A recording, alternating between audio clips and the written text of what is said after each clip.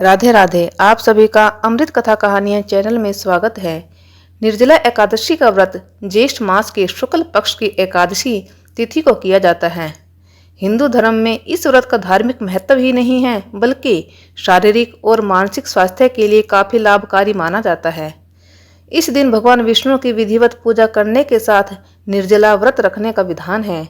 इसके साथ ही इस दिन दान देने से कई गुना अधिक फलों की प्राप्ति होती है और समस्त पापों से मुक्ति मिल जाती है। इस दिन विष्णु जी, माँ लक्ष्मी जी की विधिवत पूजा करने के बाद व्रत कथा अवश्य सुननी चाहिए। इससे आपकी पूजा पूर्ण मानी जाती है।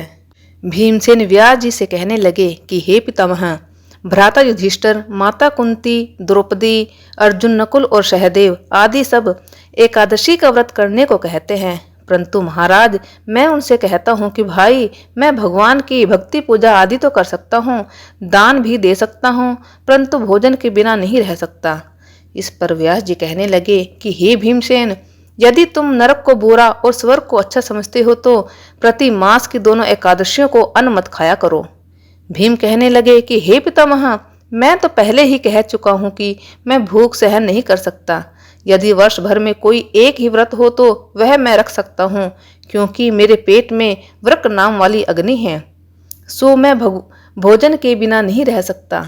भोजन करने से वह शांत रहती है, इसलिए पूरा उपवास तो क्या, एक समय भी बिना भोजन किए रहना कठिन है। अतः आप मुझे ऐसा कोई व्रत बताइए जो वर्ष में केवल एक ही बार करना पड़े और मुझे स्वर्ग की प्राप्ति हो जाए। श्री व्यास जी कहने लगे कि हे पुत्र, बड़े बड़े ऋषियों ने बहुत शास्त्र आदि बनाए हैं, जिससे बिना धन के थोड़े परिश्रम से ही स्वर्ग की प्राप्ति हो सकती है। इसी प्रकार शास्त्रों में दोनों पक्षों की एकादशी का व्रत मुक्ति के लिए रखा जाता है। व्यास जी के वचन सुनकर भीमसेन नरक में जाने के नाम से भयभीत हो गए और कांप कर कहने लगे कि अब क्या करूं? मास में 2 व्रत तो मैं कर नहीं सकता। हाँ, वर्ष में एक व्रत करने का प्रयत्न अवश्य कर सकता हूँ। अतः वर्ष में एक दिन व्रत करने से यदि मेरी मुक्ति हो जाए तो ऐसा कोई व्रत बताइए। यह सुनकर व्यास जी कहने लगे कि वृषभ और मिथुन की संक्रांति के बीच ज्येष्ठ मास के शुक्ल पक्ष की जो एकादशी आती है उसका नाम निर्जला है। तुम उस एकादशी का व्रत करो। इस एकादशी के व्रत में स्नान और आचमन के सिवा जल वर्जित है। आचमन में 6 मासे से अधिक जल नहीं होना चाहिए, अन्यथा वह मद्यपान के सदृश हो जाता है। इस दिन भोजन नहीं करना चाहिए, क्योंकि भोजन करने से व्रत नष्ट हो जाता है। यदि एकादशी को सूर्योदय से लेकर द्वादशी के सूर्योदय तक जल ग्रहण न करें तो उसे सारी एकादशियों के व्रत का फल प्राप्त होता है। द्वादशी को सूर्योदय से पहले उठकर स्नान आदि करके ब्राह्मणों को दान आदि देना चाहिए। इसके पश्चात भूखे औसत पात्र ब्राह्मण को भोजन कराकर फिर आप भोजन कर लेना चाहिए। इसका फल पूरे 1 वर्ष की संपूर्ण एकादशियों के बराबर होता है। व्यास जी कहने लगे कि हे भीमसेन, यह मुझको स्वयं भगवान ने बताया है।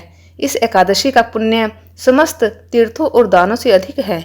केवल एक दिन मनुष्य निर्जल रहने से पापों से मुक्त हो जाता है। जो मनुष्य निर्जला एकादशी का व्रत करते हैं उनकी मृत्यु के समय यमदूत आकर नहीं घेरते, वरन भगवान के पार्षद उसे पुष्पक विमान में बिठाकर स्वर्ग को ले जाते हैं। अतः संसार में सबसे श्रेष्ठ निर्जला एकादशी का व्रत है, इसलिए यत्न के साथ इस व्रत को करना चाहिए।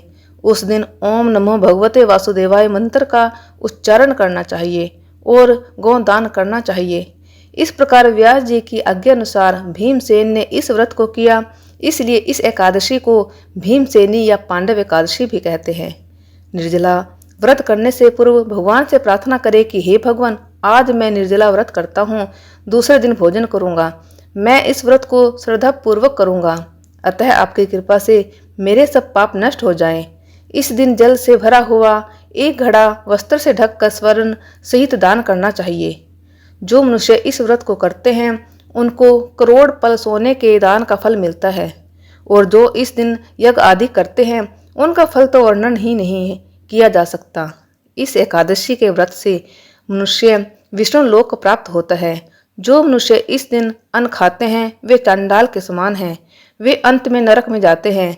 जिसने निर्जला एकादशी का व्रत किया है वह चाहे ब्रह्म हत्यारा हो, मद्यपान करता हो, चोरी की हो या गुरु के साथ द्वेष किया हो, मगर इस व्रत के प्रभाव से स्वर्ग जाता है।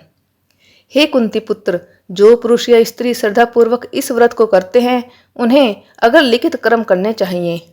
प्रथम भगवान का पूजन, फिर गोदान, ब्राह्मणों को मिष्ठान व दक्षिणा देनी चाहिए तथा जल से भरे कलश का दान अवश्य करना चाहिए। निर्जला के दिन अन्न, वस्त्र, उपाहन आदि का दान भी करना चाहिए। जो मनुष्य भक्ति पूर्वक इस कथा को पढ़ते या सुनते हैं, उन्हें निश्चय ही स्वर्ग की प्राप्ति होती है। बोली विष्णु भगवान की जय।